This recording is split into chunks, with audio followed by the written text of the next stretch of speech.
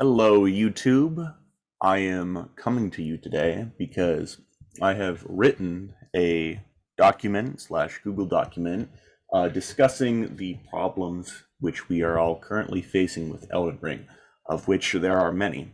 And I should say that as much as I love this game, it is by large my favorite game of all time. And I have always loved the Soul series. You can call me a super fan if you really must. And as much as I love them, these games, these From Software titles, I don't think they're immune to criticism. And it's because I love them so much, and so many others do, that I think it falls upon us to be their biggest critics.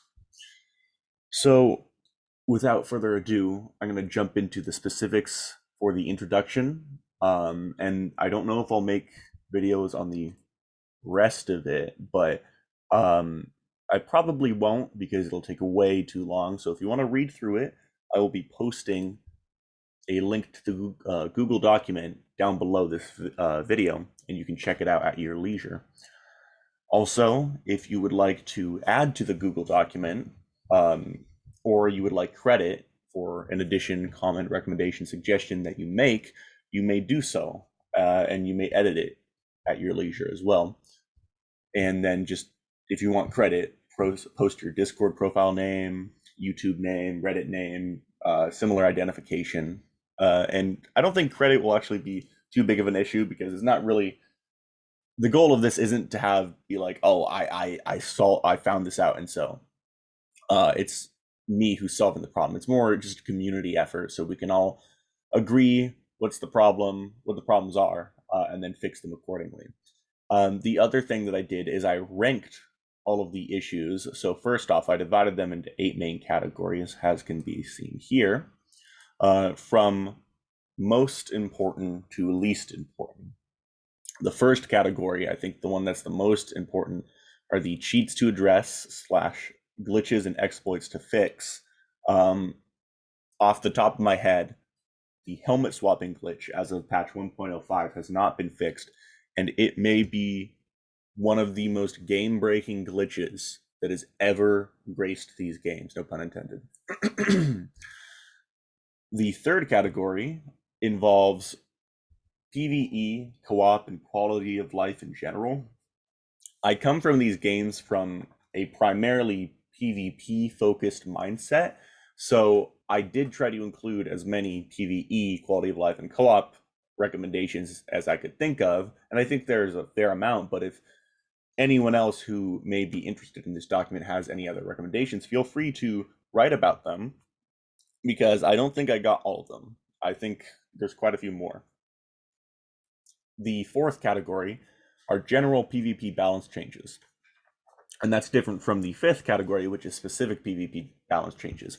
And what I mean by that is general PvP balance changes would involve something like the entire weapon class for hammers being awful and how they may be improved. So maybe decrease the recovery time between swings, increase their damage,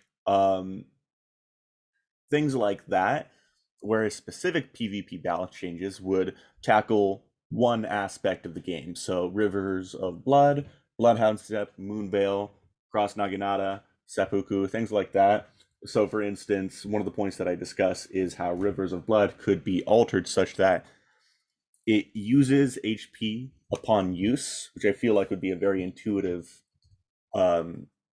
way to balance it, since it uses blood. It's called Rivers of Blood. The Corpse Pile or Ash of War would maybe use your own blood and it would take away some HP. But more than that, it would use exponentially more HP when spammed. So the first L1 attack would use maybe 5% of your HP. The second one, when used sequentially, would use 8% of your HP for a total of 13%, and so on and so forth. And I think that would make Rivers of Blood a lot more tactical, a lot less button mashy, to put it lightly. But I'm getting sidetracked.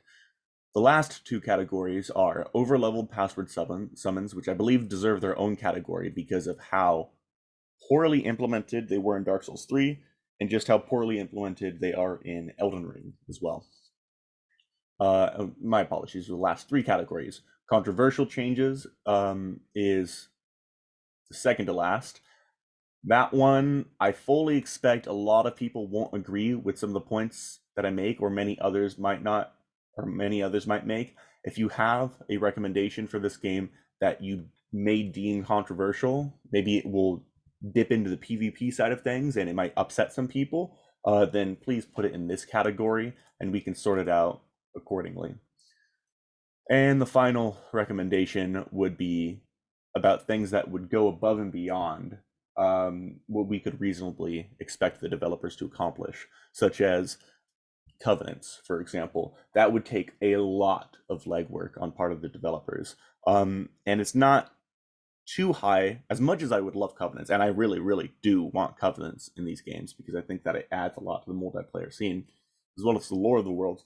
As much as I love that, I think that it's too much and there's more pressing balancing issues that would need to be discussed first. So maybe in a DLC, more likely in a future game, and even more likely, probably none of these suggestions will ever actually see the light of day. But like I said, we can at least say that we tried. Let's see, what else? This all you can read it yourself. It basically discusses how you shouldn't just, be a dick and delete other people's comments or lambast them for their personal character.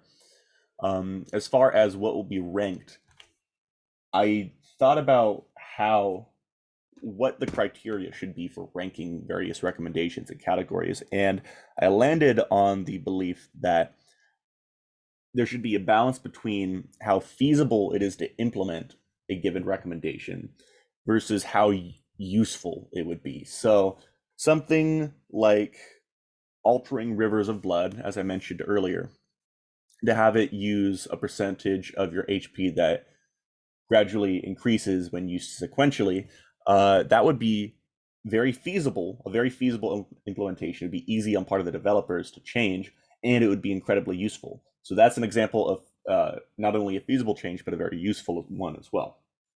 As far as the covenants example, that would be very useful. I think everyone would love covenants. I don't think there's one person in these games who doesn't want covenants, or at least would be indifferent to it. But it's not very feasible, and therefore it would fall on the lower end of these lists because it's not feasible and useful. And that pretty much covers the gist of the introduction. Again, if you'd like to read through the rest of it yourself, please do so. I will be linking it down in the description. I won't lie, it's very text heavy. And try to make it as easy of a read as possible. Some of the recommendations are very complicated, and I don't think I explained them as well as I could have. So if you need any clarification, please just comment on them, and I will try to reword them as best as possible. And again, if you want to add to it, please feel free to do so. I want this to be a community effort, even if it doesn't get taken off the ground. It never gets flight, if you will. I still would like as many people to work on it as possible. And I'm cautiously optimistic about that, but that's the dream. So I will be ending this video now. I'm not really sure how to end it, so I'll just say goodbye, have a great day, and I may see you soon in another video. Cheers.